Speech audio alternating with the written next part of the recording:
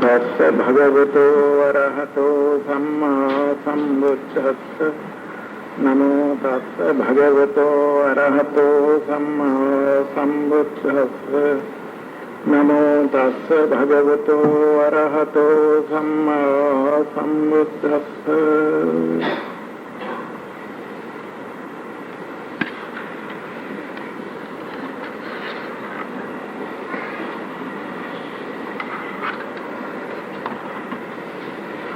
Venerable Sir,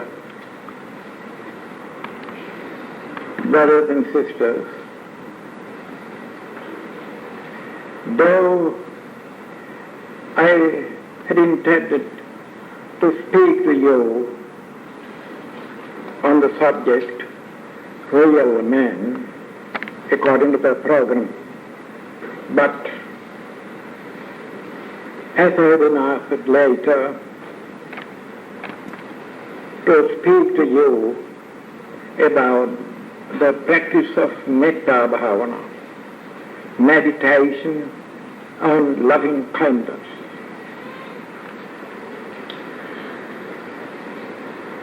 I too have understood that it is much better for you to learn how to practice Metta, because it will be very helpful to you who live a household life, a busy life. If they practice this meditation,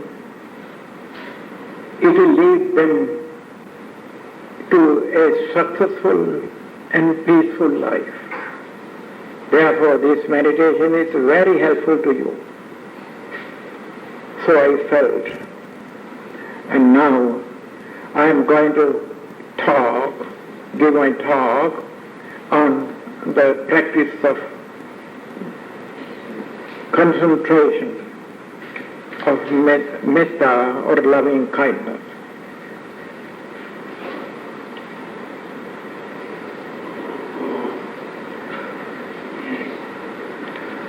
On a certain occasion, the Lord Buddha said, there are number of advantages of the practice of loving kindness. A man who has developed this loving kindness to the level of ecstasy,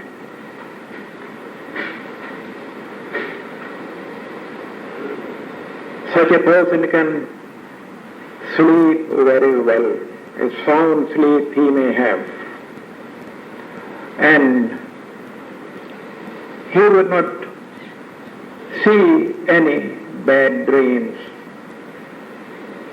When he wakes up with much ease and comfort. Even non-human beings will love him. They will be kind to him. And if the meditator develops his meditation up to the high level, ecstatic level, after his death, he is destined to be reborn among higher devas, higher gods called the Brahmas.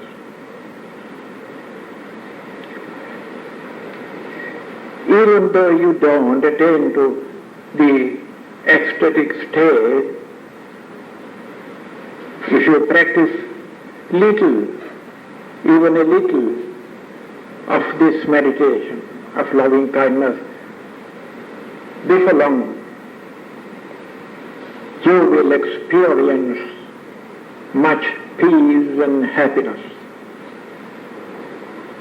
I know this not as a theory, not believing a theory, but from my own experience.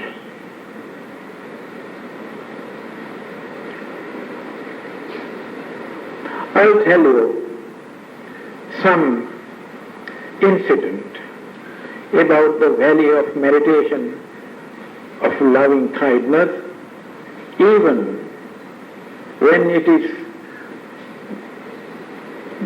developed, concentrating only one person. You can practice or you can extend your loving kindness to one person, one individual. It will affect him. I will tell you such an incident. It is very interesting. I suppose we have heard of the late Venerable Ananda Dharmapala. Most of you know him. You have heard of him. He was, when he was in Sri Lanka, he was a great nationalist and a staunch Buddhist, a very good orator. It is he who roused Sri Lankans during that time to ask for independence. He roused people against the British government. He published articles and gave talks, most often criticizing British government. Even he criticized very severely Christian churches, Roman Catholic Church, Methodist Church and so on. So the Christian leaders as well as high officials of British government were very much angry with him. But he didn't care. He went on criticizing. He criticized even the ways of the bishops living, how the bishops were luxurious and so on. Meanwhile, he went to India and settled down in a house of one of his friends, some Bengalian friends in Calcutta, with a view to build a new vihara, a new monastery in Calcutta. Sometime later he built it. It is called Dharmarajaka Vihara, the main Buddhist center in Calcutta. During this time, it is during that time that First World War was waged in 1914. In 1915, there rose up a struggle between Sinhalese Buddhists and Muslims in Sri Lanka. It turned to a riot, and some Sinhalese leaders rose even against the government. The government had to pass martial law, and British government arrested many Buddhist headguns, many Buddhist leaders. Ananda Dharmapala's brothers, all of them were arrested, and one great Buddhist leader, Sir D.B. Jayatirtha, was arrested. One great, a very good orator and editor of a newspaper, a certain Mr. Piyada Sirsen, was arrested. And the editors of Ananda Dharmapala's newspaper called Single Bauddha, all of them were arrested. Many Buddhist leaders were arrested. Some were shot to death.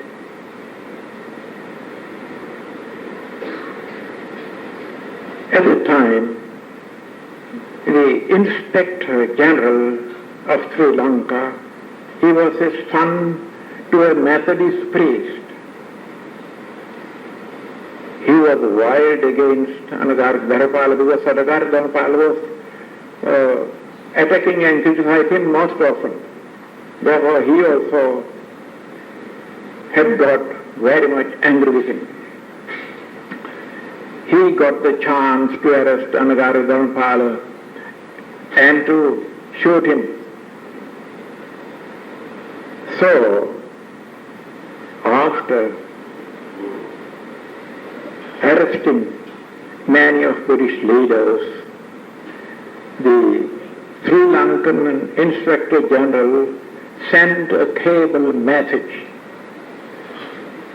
to the Inspector General of Calcutta, asking him to arrest Ananda Dharmapala immediately and to send him back to Sri Lanka.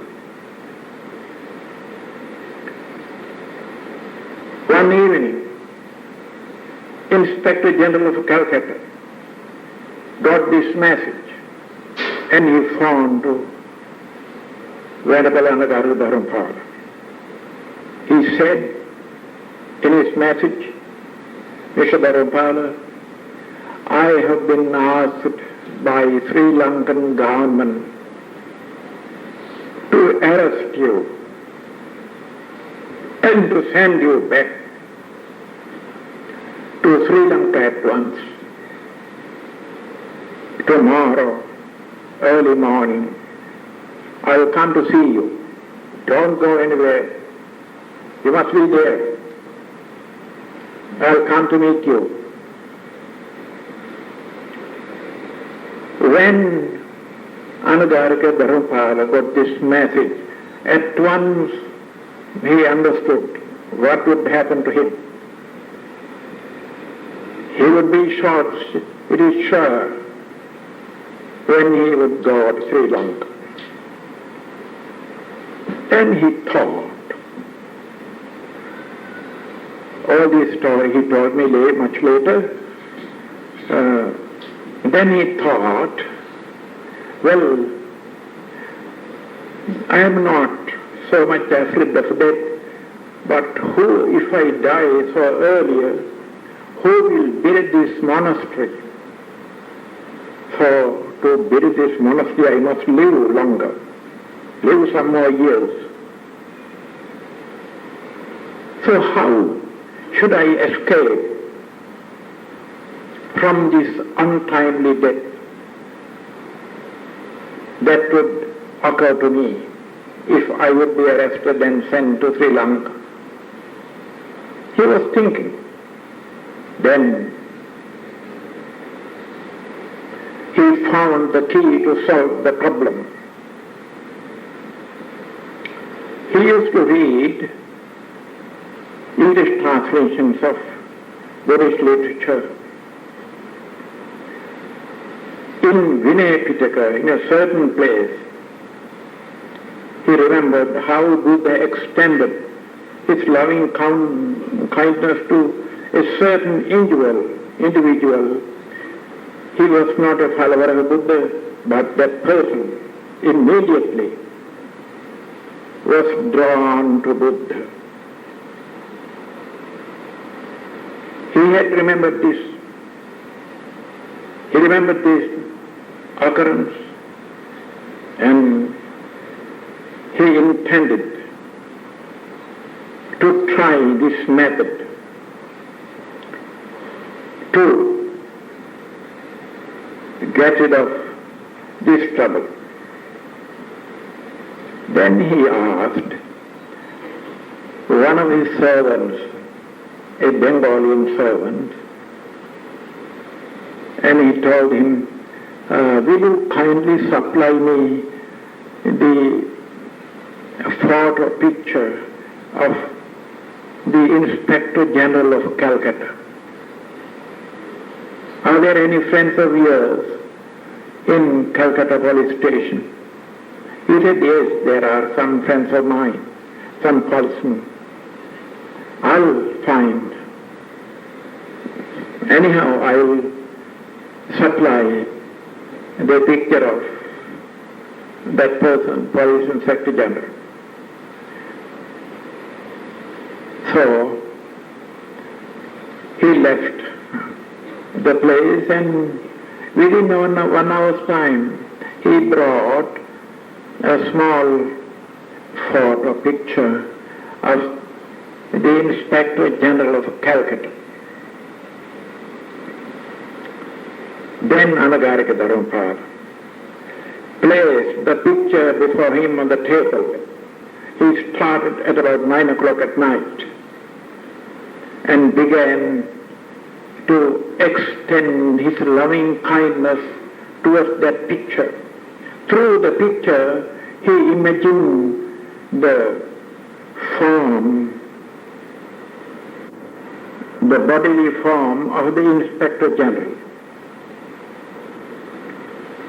When he imagined the form of Inspector General appeared before him. Anybody can do it. Then, while closing his eyes and looking at the imagined form of the Inspector General, he began to extend to him his loving kindness, saying, "May you be happy. Mr. So-and-so, may you be happy. May you be happy. May you be happy." The whole night, incessantly, keeping awake without any sleep. The whole night he was keeping awake and practice this extending of universal love, loving kindness towards that person, towards police inspector. He practiced it the whole night because of the fear of death. He stopped his meditation at about 6:30 early morning. After a few minutes, Inspector General came to him. And he wanted to see him. Then he went forward. When the Inspector General saw Anagarika Dharmapala, at once he was changed. Police Inspector General told Mr. Dharmapala, "I don't know what has happened to me. I came here with a view to arrest you and send back to Sri Lanka. But when I saw you at this moment, I have been changed. I feel you as my father. I had a great attraction towards you. I have had a strong attraction towards you, a strong love for you. I don't know what has happened to me. I know what has happened to you, or what will happen to you if I send you to Sri Lanka. But I don't like such a thing to happen to you. I should save you. I ask you one thing. I ask you to remain in the place where you are living now. Don't go out. This is house arresting. I do this. And I will be responsible for you. Carry out your work peacefully." Then he went away and sent a a cable message to Sri Lanka, to the Inspector General of Sri Lanka, that he would be responsible for Anagarika Dharmapala. Therefore it is not necessary to send him back to Sri Lanka. So it was finished. That Ananda was saved. When the First World was over,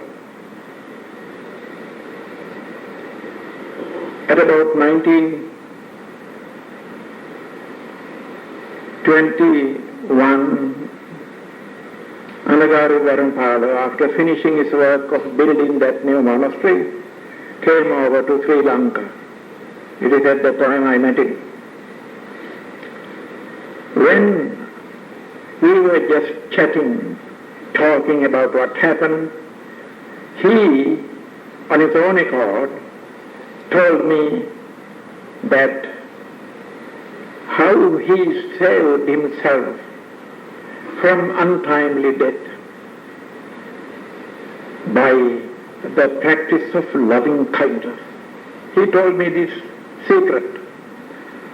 And by the power of this practice towards only one person, he came under the control, under the wish of Ananda.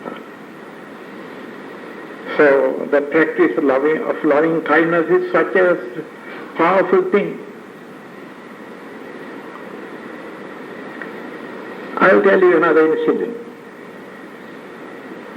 When I was in England, in London Vihara, in 1981, a certain Sinhalese lady came one evening to the monastery, London Vihara, and she wanted to meet me.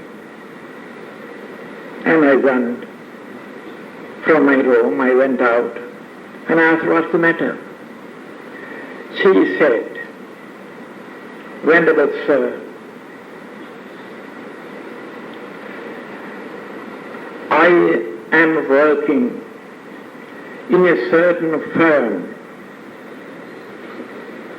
It belongs to one Englishman. Up to this time, I was working in a higher grade with high salary. But unfortunately, recently one learned English lady came to my place and I was put to a lower grade with low salary. Now it is very difficult for me to maintain my family. My husband is not in good terms with me. He has left me and living somewhere else. I have to look after 2 children. I have to give them education. So with the little money that I earn, I can't do it. Please help me giving some mantram, some charm to persuade the head of that firm to give me a higher salary. Then I told her, I don't know mantrams, I don't know charms, but if you have enough confidence, if you believe me, I can give you some instruction. It is a simple thing, but if you have no faith, if you have no confidence, I can't do anything.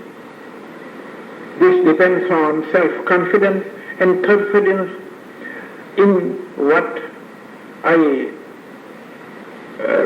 teach you or instruct you. Yes, Venerable Sir, I'll follow. I'll believe you. Then I asked her to find a photo, picture of the head of the firm and to keep it before her every night at about 9 o'clock. And to extend her loving kindness towards that person. Through the picture, I said, through the picture you should imagine the form of that gentleman. don't have any bit of anger in your heart because you have been put to a lower level. Even though you have been put to a lower level, you depend on him. Therefore you must be grateful to that man. If a little bit of displeasure, anger with him, this won't be successful. Entirely you must be honest. Entirely your heart must be free of any bit of anger. So, with pure heart, with grateful heart, practice this meditation. Extend loving kindness towards that gentleman, the head of the firm. Think of his name, you know his name? Yes. Then repeat, Mr. So-and-so, may you be happy. Mr. So-and-so, may you be happy. Do this every night at regular moment, at regular hour, at least about 30 minutes, incessantly, with full concentration. Don't think anything else at that moment. Only think of what you have imagined. Concentrate your mind on the imagined picture of that gentleman. And give mental suggestion. May you be happy, may you be happy. And I explained this further, the philosophy of this, the power of this meditation. When you practice this meditation, your sound waves and thought waves begin to work in parallel, and they may go towards that gentleman. When you do it over and over again, these waves go out of your mind and your body, your vocal organ. Both waves, sound waves and thought waves, move forward in parallel till they touch the body of that gentleman.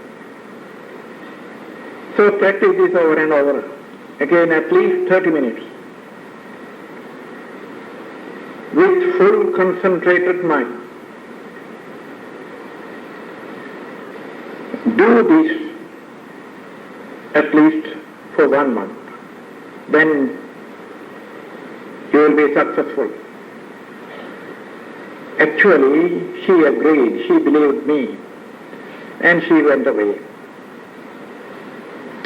After about 2 weeks, she came over to London Monastery to see me. Then she met me and told me, "Venerable Sir, your instruction has borne fruit. It was very successful. I couldn't remember what it was because so many persons come over there and ask me this and that. I asked her, what is the matter? Then she reminded me the incident, how she asked me for a charm to influence that gentleman, and then how I instructed her to practice loving kindness towards that gentleman, and how she practiced it every day at 9 o'clock at night, regularly and incessantly. And now she has succeeded, she has got the result. I asked, what the result? Well, one day recently, she said, the head of the firm, that English gentleman, came to this building, this firm, and he was examining going here and there, examining the works of the members of different grades. And at last he came to this lady. She said, when he saw her first of all, immediately, he was changed. He had been changed. He had asked, where are you working? In which grade? He had said, well, here this grade. No, this is not sufficient for you. Come, follow me, come with me. And he took her to a higher grade, higher than that English lady's grade. A higher grade, and put her there, appointed her the worker of that area. And he began to give her a higher salary, very much higher salary. And she said, Ananda, it is wonderful. Now I have no problem. More than enough money, more than enough I draw every month. Then I told her, I advised her, do the same thing with regard to your husband, and he will come out to you. Before long, that also happened, and she is what she is. So this is the nature, this is the power, this is the influence we can emit, we can send towards any person. This is a very practical thing.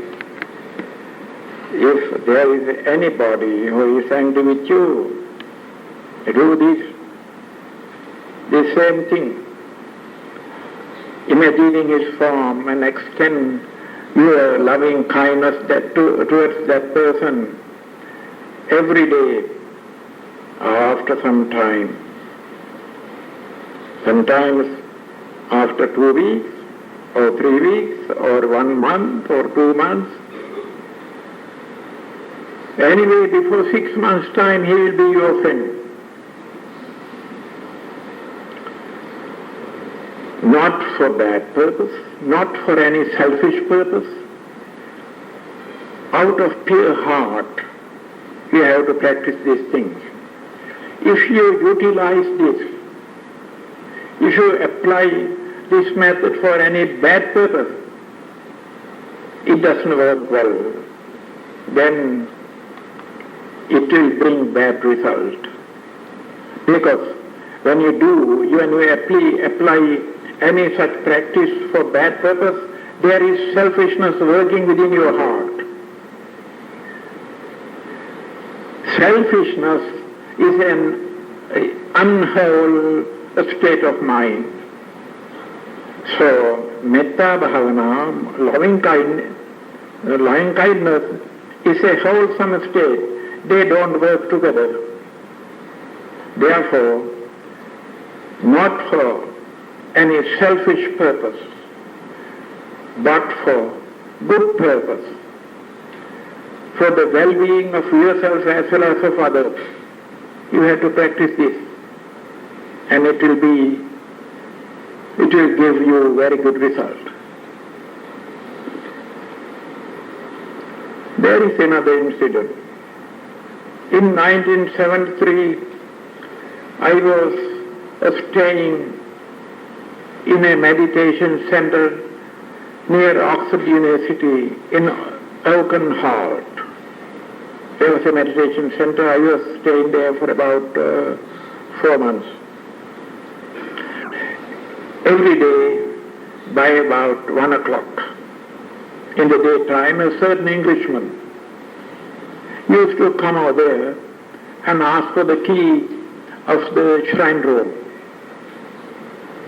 So he obtains the key of the shrine room and goes there and opens the door, and then he used to sit cross-legged on the floor before the Buddha statue and practice something with closed eyes. We didn't know what he was practicing. Every day he used to come at about 1 o'clock and do this practice. Then one day I wanted to ask what was his practice. So one day when he was returning home, I asked him, "Sir, I'd like to know what kind of meditation do you practice there?" Then he said, "I practice Metta meditation of loving kindness." "Is there any result you have acquired by this practice?" "Oh yes, very much," he said. "What is the result?" He said, "Formerly, some time ago, in my family, in my house, now and then there arises some struggle, some disagreement among the members of the family. After I began this practice for some days, there was peace. Peace began to reign over the family. Now we are all peaceful in our house. No struggle, no disagreement, no quarrel at all. Apart from that, I am the owner of a factory. There are many workers, hundreds of workmen there. Now and then there arises some strikes. But after I used to practice this loving kindness meditation, now there is no striking. All workmen are very much kind to me. They are very much obedient. There is no struggle at all. There is peace all over the factory. So this is the result of my practice of meditation. It encourages me. Therefore, every day, regularly, I used to come at about 1 o'clock because this is my leisure time. Therefore, I come at 1 o'clock and practice at least 1 hour. Then I return to my factory. So, from my experience with such meditators, now I know how powerful, how influential is this meditation of loving kindness. If you practice this meditation properly, there will be peace in your houses, among your family members. Not only that, even the people in the neighborhood will be very friendly and very helpful to you. Therefore, the practice of the meditation of loving kindness is very powerful. If you want to keep peace with any type of persons, practice this loving kindness regularly every day. For persons who live a household life like you, carrying out different types of businesses, this will be very helpful.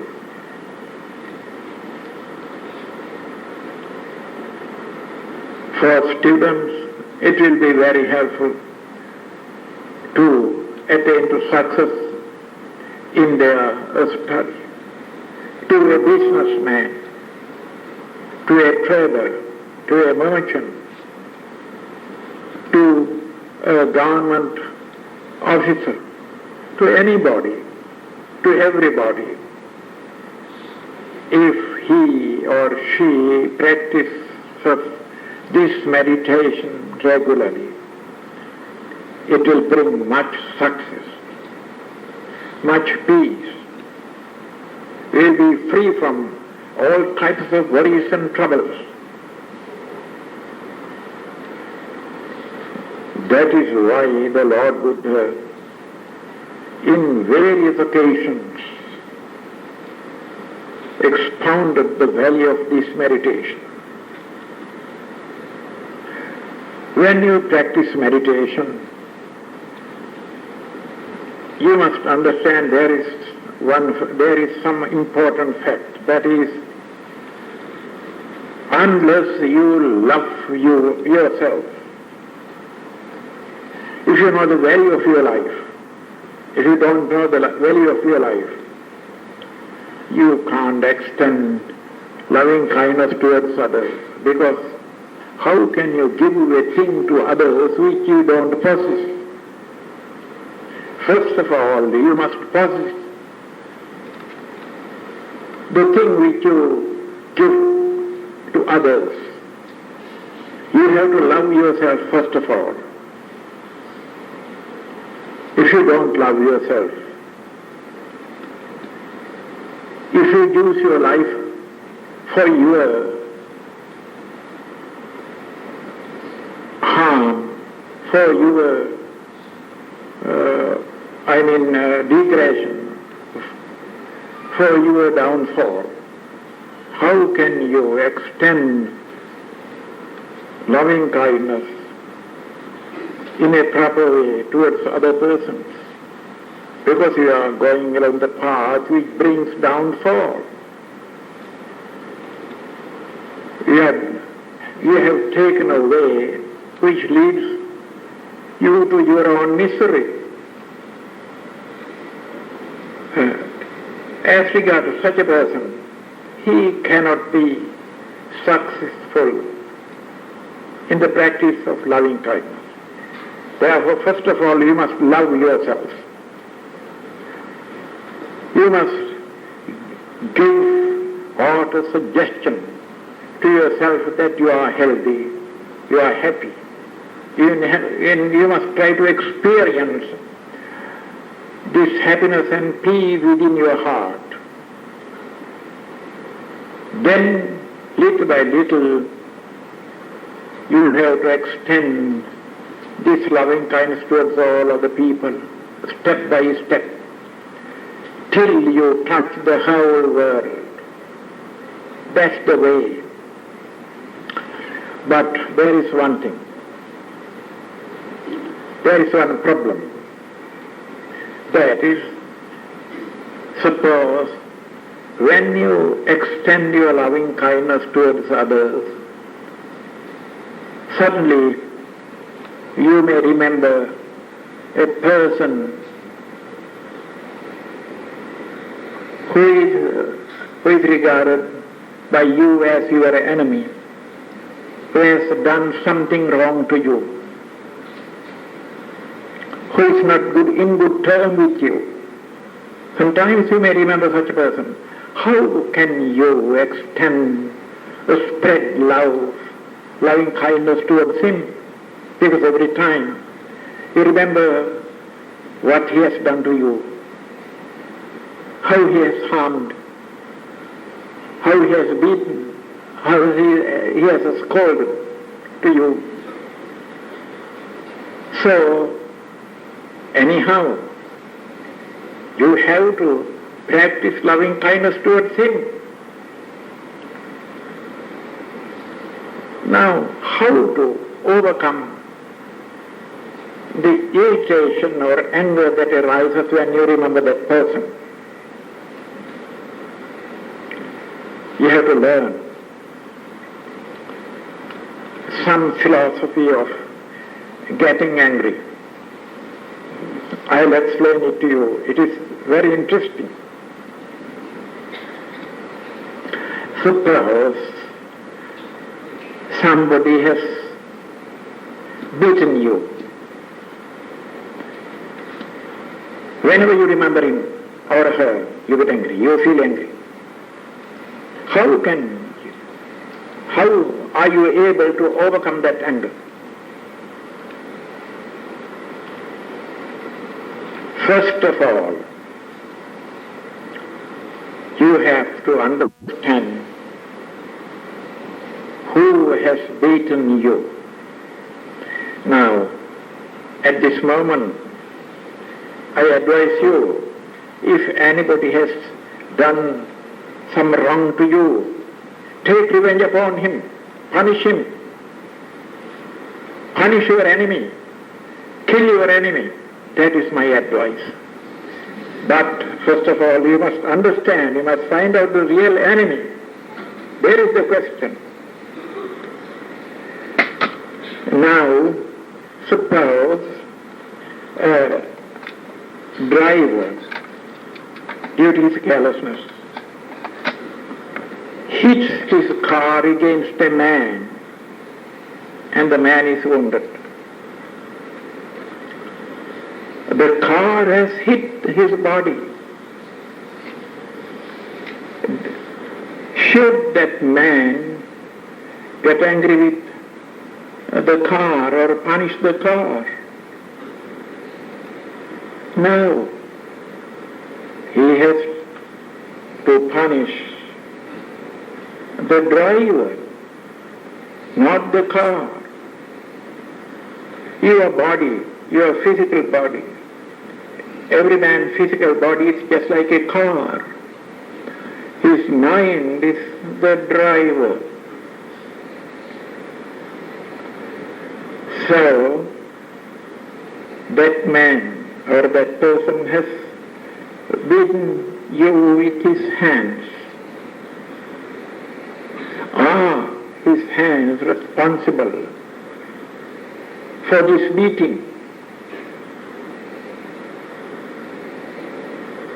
If his mind doesn't use his body and hands to beat you, mere body can't do anything. Body works under the control of mind. Body obeys mind to some extent. First he thought, first the anger arose in his mind, then he used his body, his hands to beat you. If he has not thought to beat you, his body doesn't do any harm to you. His hands would not beat you. It is because of that angry thought his body or his hands have beaten you. Just as that car hit against that man, the body worked under the mind. Body worked the order given by the mind. So his mind is responsible for this beating. But mind is not the enemy every time. Only when the anger arises in his heart or in his mind, the mind is rough. Mind is polluted. Mind is spoiled.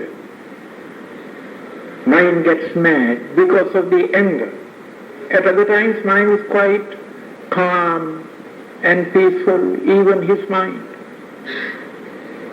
So the whole mind is not responsible. Mind is rough. Mind is polluted. Mind is spoiled.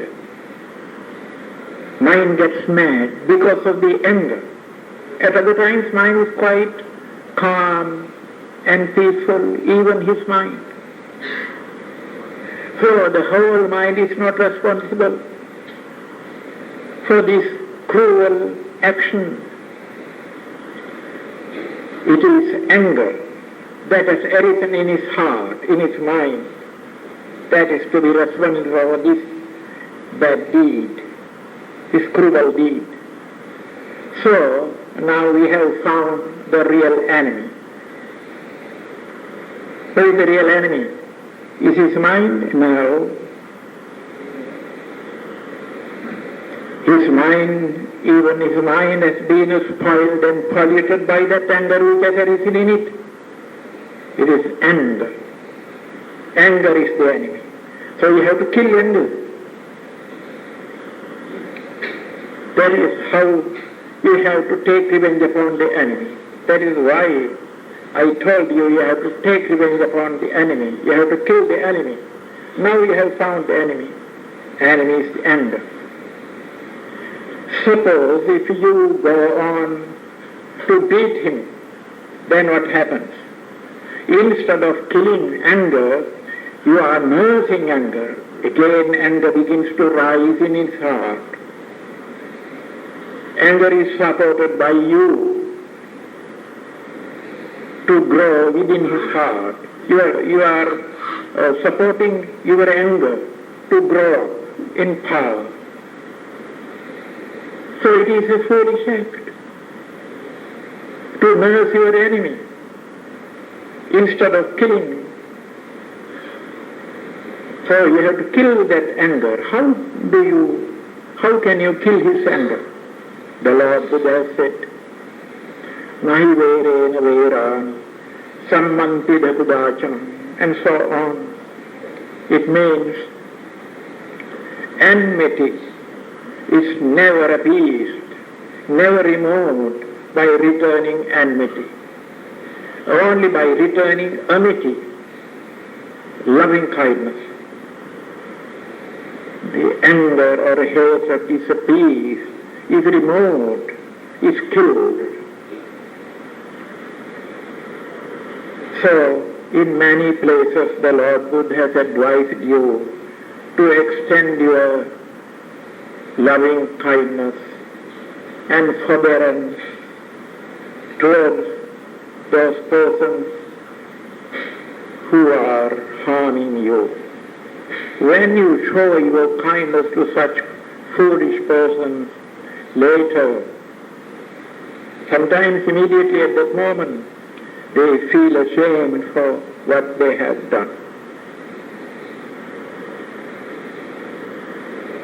If you don't show anger at all, and show your kindness even to your cruel enemy, sometimes immediately at that moment, or at a later time, he will understand his own fault. He will ask you to excuse him, and he will repent for what he has done. And he also will be corrected by your way of extending your kindness. So that man is corrected by you. Anger is killed. You have taken revenge upon the enemy. This is the way you have to follow in such cases, on such occasions. I suppose you have understood me. So, in every case, you have to practice loving kindness. Whenever something is done to you against you by somebody, at once you must have practice to bring this idea, this kind of understanding that this person has done some wrong to me. That is due to his misunderstanding, or due to his weakness. Anger is a weakness, a madness. that arises now and then in your heart because of misunderstanding. And the same is the case with me, with my mind. I also get angry sometimes because I have no control over my mind. So every worldly human being is fallible. There is no person who does not commit any wrong. As average people we are, or worldly people, we are worldlings. Therefore, it is natural that we make some mistakes. Therefore, we must learn to have patience, forbearance, long-suffering, to extend our kindness towards other weaknesses, for other weaknesses. On a certain occasion, the Lord Buddha said, in advising his disciples, "Brethren, suppose some robbers, two robbers, come over to you and catch one of you and split your body piecemeal, piece by piece, by means of a saw. Even at such a moment, even though you feel much pain, but you should not get angry. If you get angry, even at such moment, you are not my disciples. You are not following me properly. Though you feel much pain, much suffering, but you should not get angry. Anger is a different thing. Feeling pain is a different thing. You may feel pain, but don't get angry. Foolish persons, because they don't understand the exact nature of others, they do this and that, they do some harmful things, they hurt others, they practice cruelty because of their misunderstanding, they are so foolish. But you people who have some understanding of nature, who follow some practical religion, you must utilize your religious knowledge on such occasions. You have to apply your knowledge of Dhamma on such occasions. Your religion must be practiced. It is not only for knowing, for gathering knowledge of your religion that you have to learn it. You have to listen to it. You must put it to practice. The religion must be a practical one. So, even though it is somewhat difficult at the start, if you continually practice loving kindness, after some time it will be very easy. There are so many stories set forth by the Lord Buddha of his past experiences on such occasions when he was practicing virtues as Bodhisattva. In one past life, when he was an ascetic, teaching about forbearance, about patience, he went on from village to village, from town to town. A king of materialist type, who didn't believe in any religion, a para-materialist, came across with him and got him punished by cutting, by ordering his servants to cut his limbs, hands and feet, and doing such things he wanted to make him angry. but he could not make the ascetic angry. At last, he understood his failure and struck on his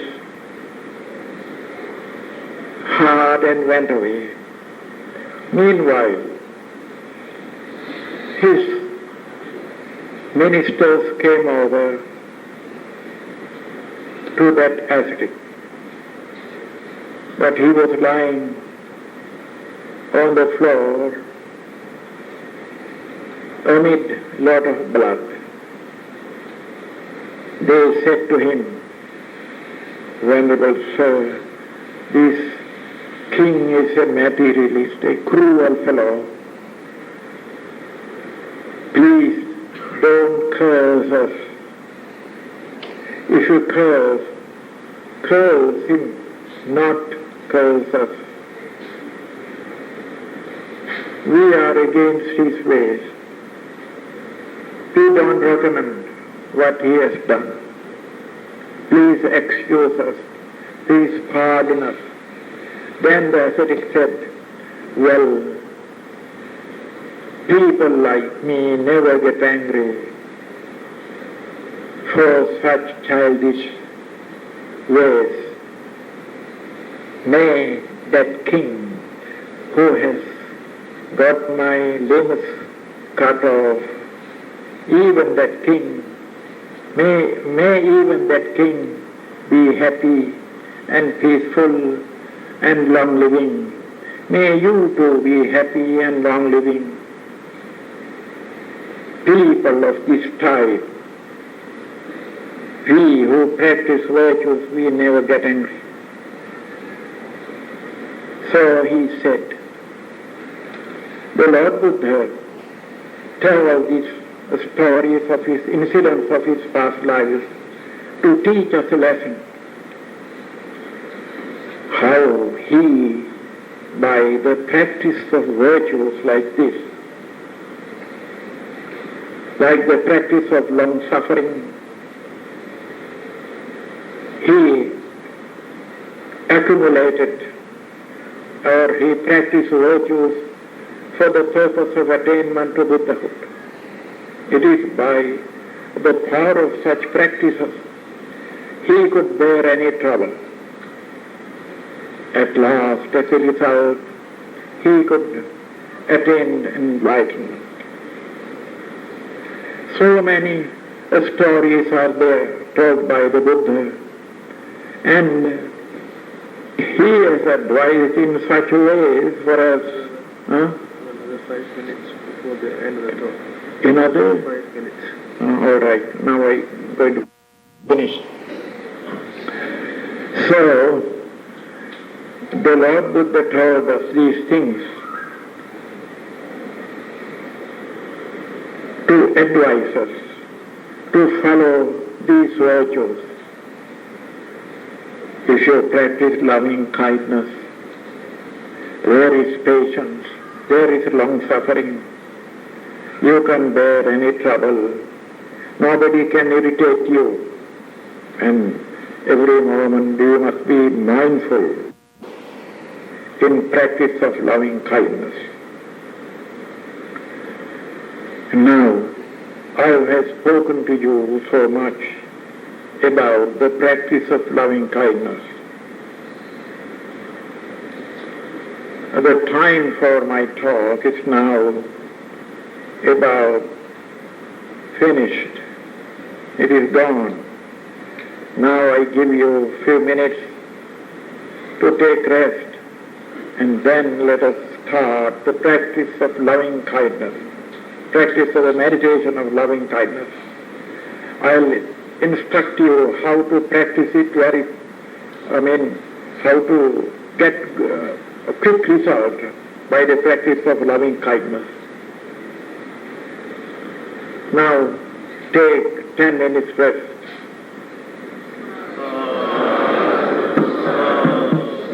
Before we start meditation, I have to answer some questions. Dear Reverend, I admire You live up to 94 years, 94 years old. Could you tell us about your simple life, especially your food and exercise? Thanks. It's a good question.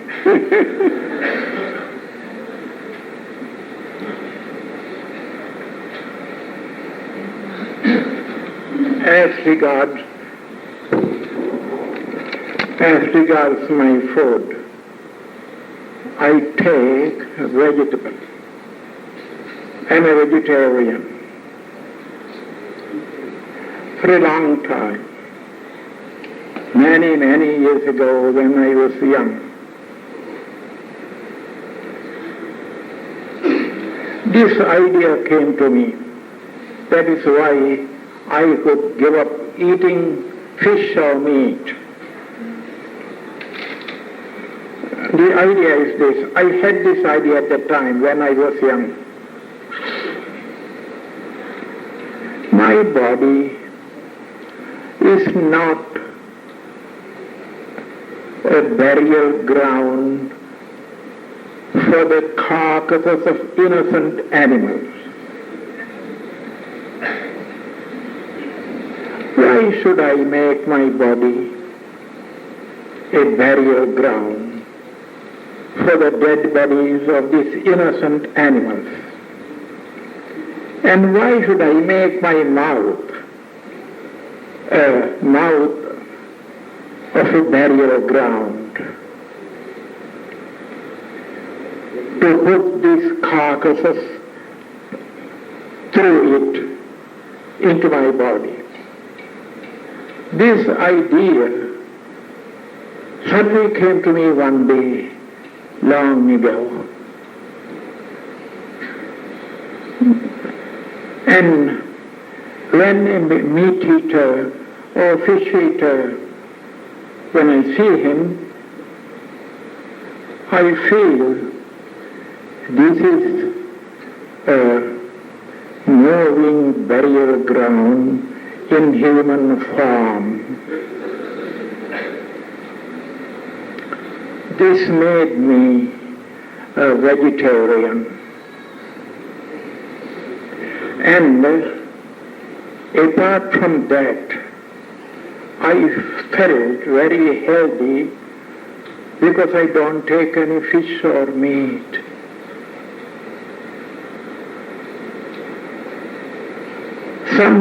When I was in England, a certain doctor advised me in 1981 when I was in London,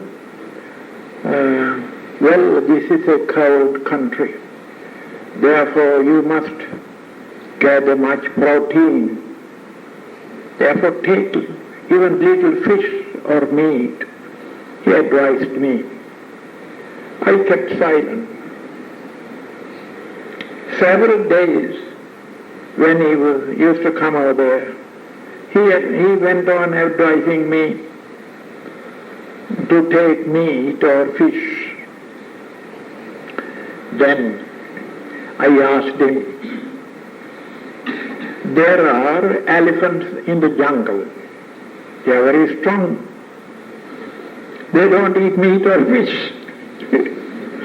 There are horses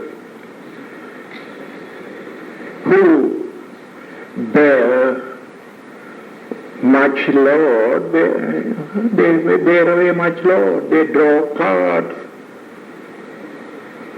And there are, in Sri Lanka, there are buffaloes who draw flowers. There are bulls who draw carts in Sri Lanka. They are very strong.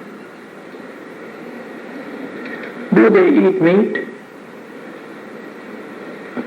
to gather protein and to be strong, to be healthy?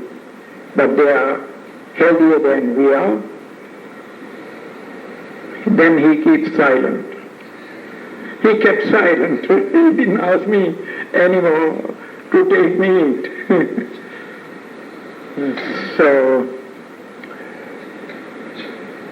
I understand through meat and fish some animal qualities enter your body. When an animal is at death, even though even in modern machinery you think that he doesn't feel pain, but at the death moment he feels it, though he can't make it out. And with much self-love and much suffering for loss of his life, it dies, it passes away because of this suffering thought which influences his body. His flesh becomes poisonous.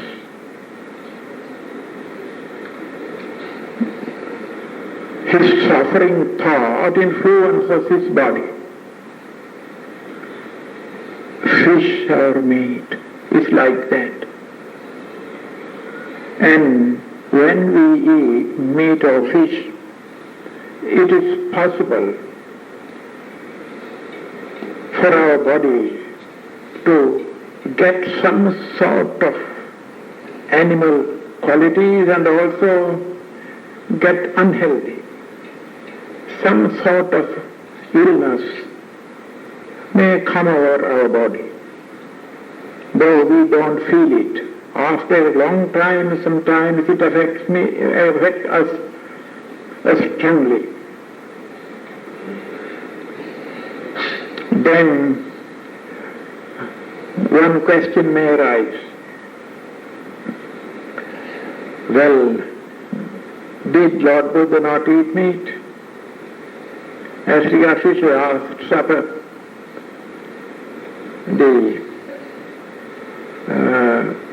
that Chunda gave him some meat. Well, as for me, according to my view, Buddha didn't take any meat there. That Chunda did not prepare any meat. In the text, it is mentioned that Chunda prepared Sukara Madhava. Sukara means pig, but Madhava is not flesh or meat. Even today, if you go to Nepal, in India, you hear the word in villages, the word Mardava in Sanskrit, in Pali Madhava. It is not a word for meat. It is a word which gives the meaning fungi, a kind of fungi there are, a kind of very small fungi rising up in the areas, in the spots where these pigs move, wild boars move. This fungi arises. The excrement becomes the manure, and a kind of fungi arises, and it is very nourishing. There are another kind of fungi which is called Mrigamardava. That means the fungi that arise in the place where deer move about. So, this is a kind of fungi that was prepared as a curry by Chunda. That is my view. Even today in that area where Buddha took his last meal, that is the city Pava, it is well known for this kind of fungi. And apart from that, Arahants and Buddhas who are entirely free from all passions, entirely pure in heart, are not affected by whatever they eat. Lord Buddha has said on a certain occasion, if there is a wound in your hand, you can't touch poison with that hand. That poison influence enters your body through the wound. If your hand has no wound, you need not fear to touch any kind of poison because there is no wound. Likewise, an Arahant, a perfectly holy person, whatever they eat, that food doesn't affect them. And as regards my health, you want to know, well, taking vegetable for my food is one point. Apart from that, there is another thing. I practice forbearance, loving kindness. Nobody can make me angry easily. I can bear any trouble with a smiling face. Though I am scolded, nobody has hit me so far, but even anybody hits me, I don't get angry. It is a child. Mentally they are in a child level, so why should I get angry? So, mentally I am healthy, as I don't get angry. That is one reason which influences my mind to keep good health. Apart from that, I live a very simple life. In Sri Lanka, mostly I walk. Sometimes I travel 10 miles, 20 miles. I walk in the countryside when I go there. Only after I came to Colombo some 10 years ago, I had no place to walk up and down because it is a crowded place. But in the place where now I am living, most often every morning and evening I walk up and down about altogether it comes to about half a mile. I walk up and down, I climb up and come down.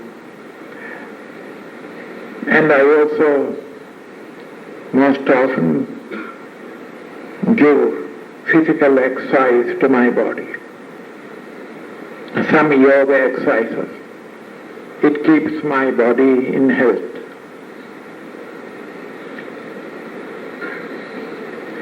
And there are such things, simple life, simple food.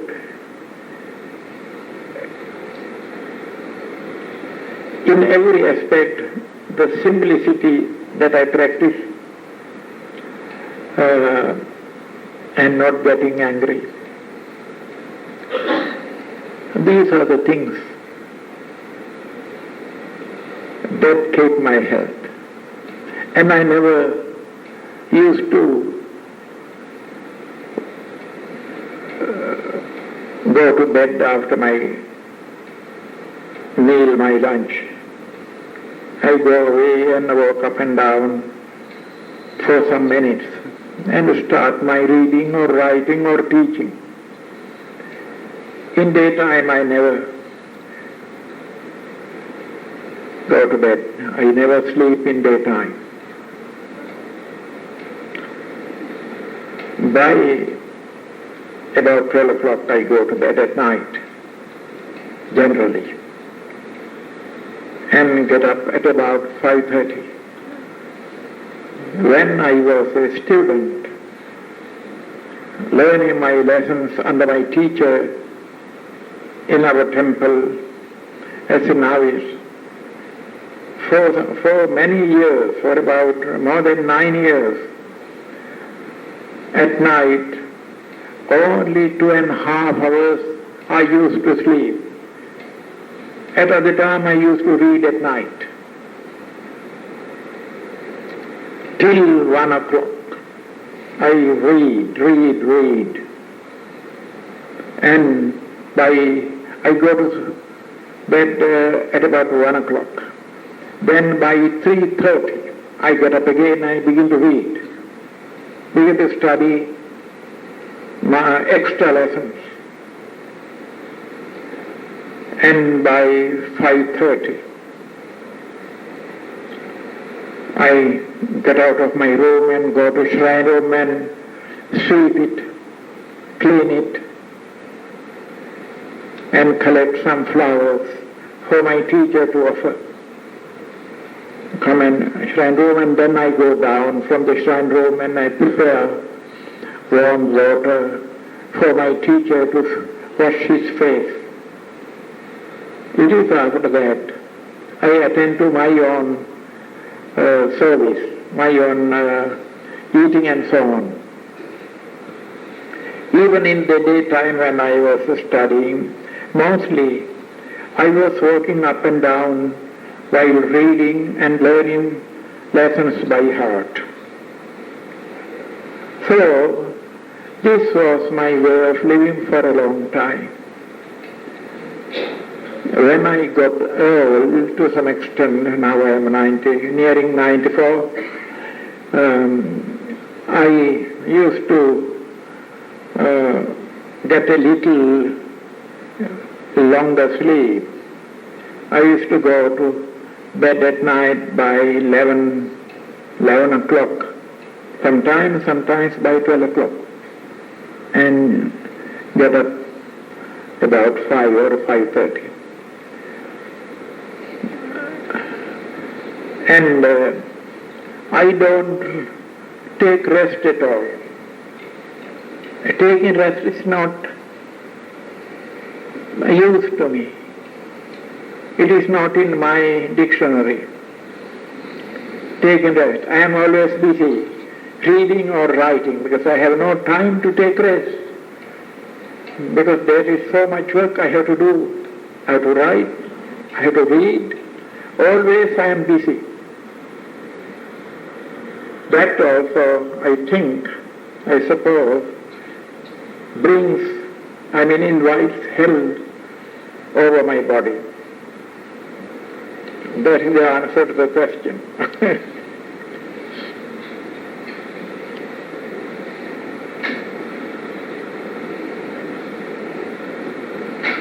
Venerable Sir, some of us has been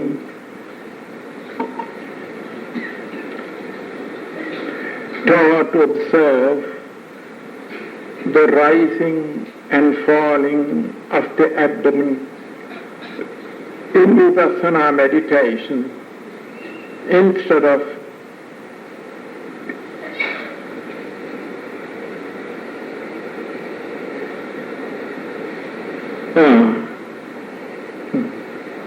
practice of breathing.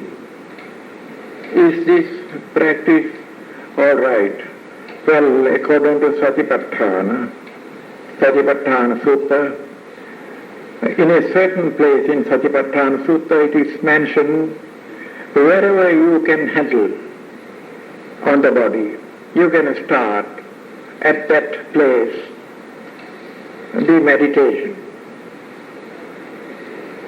Some teachers in Burma used to practice this meditation on the rise and fall of belly.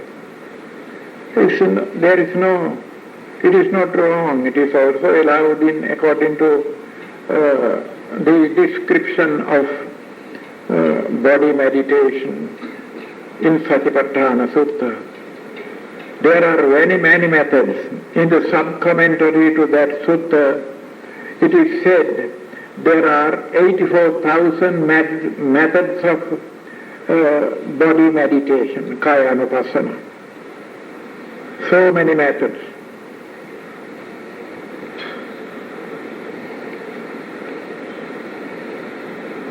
At the time of the Buddha, there was a young monk, Chulapantak.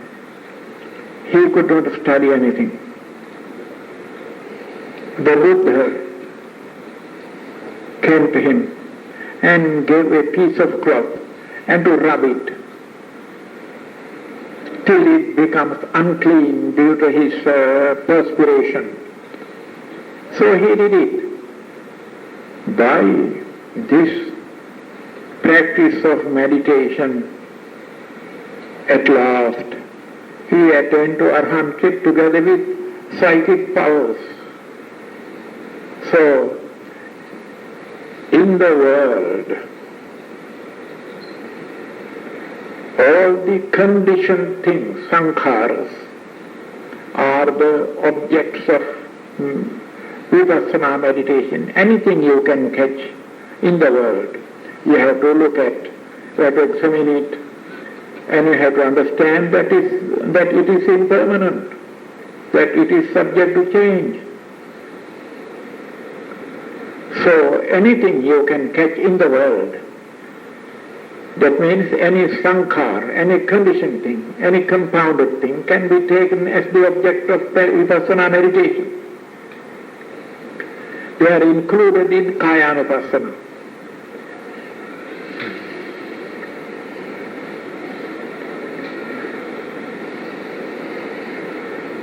How to send metta to someone who is sick? Well, telepathically. You know, you have heard of telepathy. If you have learned little hypnotism, you can easily do it. In my case, most often I have healed some sick people by my power, my hypnotic power. I had practiced hypnotism long ago. So, by power of sending suggestion, mental suggestion, telepathically, or meeting the person and making him believe you with kind words, and then say, you are better, you are better, you are better, you are better. Or you can do this thing. Take a cup of pure water. Let the patient see that, and before him you may take that cup of water. Hold your hand like this and think that the magnetism of your hand is coming out of it and touches the water. You have to think and give out a suggestion to yourself that you are sending magnetism from your hand, from your fingers onto the water. After doing this, then give that cup of water to the patient. Every day, at regular time, do it. After a few days, he will be cured. Or simply send thoughts, healing thoughts. First imagine the person as if he stands before you. Imagine the person, mentally see his figure and give suggestions. Now you are getting better, you are getting better, you are getting... Every day at regular time, do this, few minutes. After some days he is cured. You have to use your psychic power to heal others.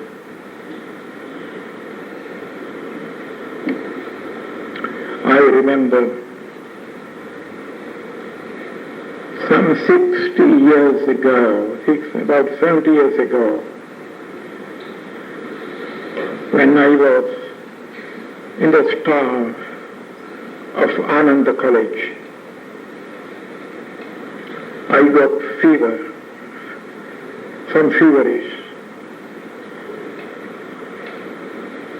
So I thought I must use my hypnotic power to heal me. Well, I did it.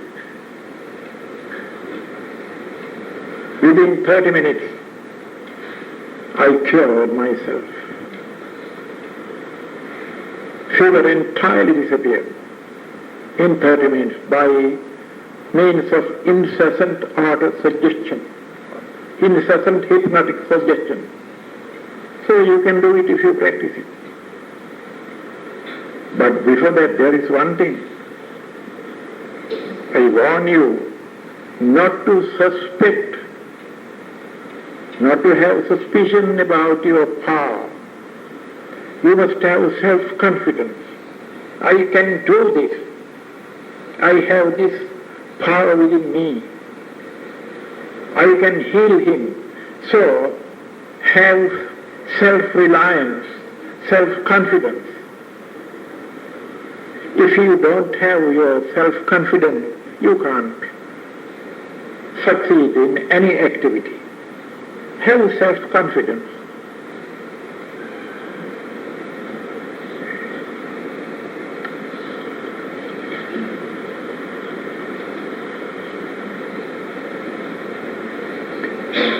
Some years ago there was a doctor in France, his name is K. He healed thousands and thousands of sick people, patients, every day. Hundreds and hundreds come to him. He didn't use any medicine. Simply, he touches their body and says, you are healed. Now you are getting better.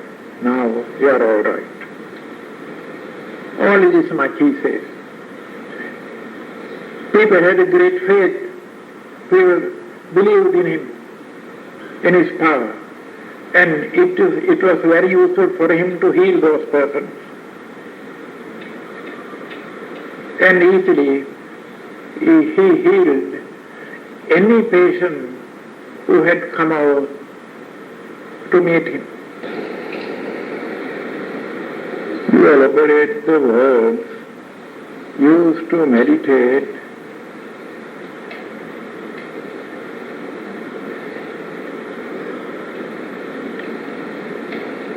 of loving kindness to a specific way.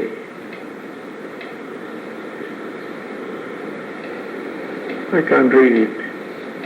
Radiate loving kindness to allow one who is residing outseas. The question is this: can you send your loving kindness and influence a person who is far away in some other country, overseas? Yes, if you can see mentally his form, then first you must try to imagine his form. When it is very clear and appears before you, close your eyes, see mentally his form, and extend your loving kindness, at least for 30 minutes, over and over again, then he will feel it. It will be very successful.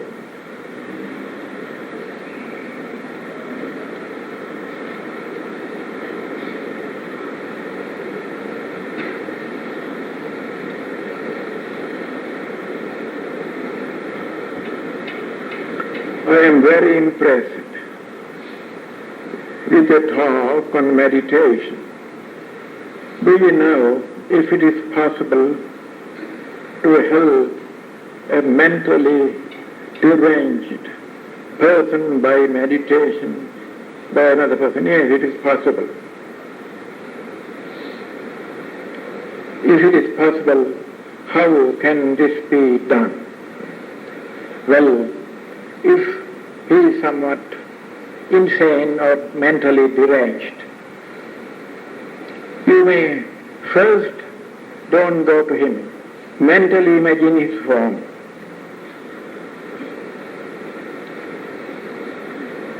Then send mental suggestions. You are now friendly with me. You are listening to me. You obey me. You feel that I am kind to you. So such thoughts you may send mental to him before you meet him. After doing this for a few minutes, then go to him. Then touch his body from head to feet, smoothly saying, now you are feeling better, you are feeling better, you are feeling better. Then meanwhile, you must think that magnetism is getting out of my finger and touches this man's body. But there is one thing, when you do this, immediately after you touch one time, shake your hand like this. Otherwise, his weakness may come into your body. So you have to shake your hand like this after touching his body every time. So do it for about 15 minutes every day at regular time.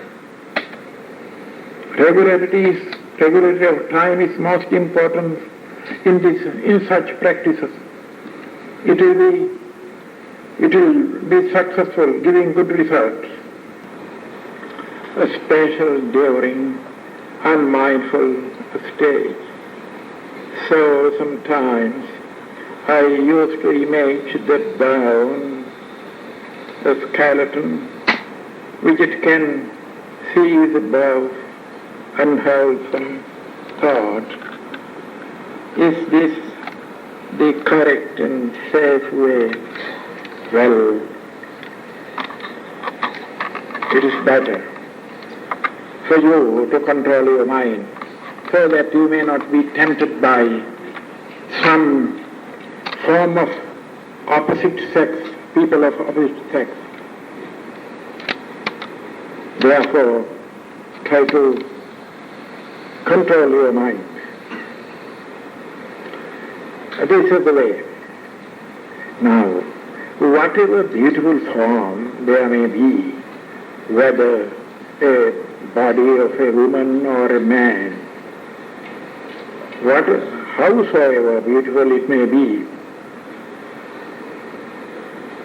but it is nothing but a skeleton surrounded by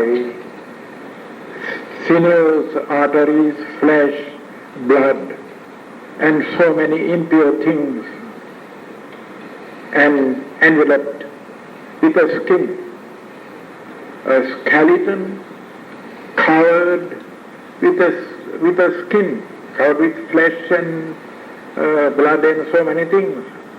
And within this physical body, there is excrement, urine, and pus, phlegm, so many bad-smelling things, ill-smelling things.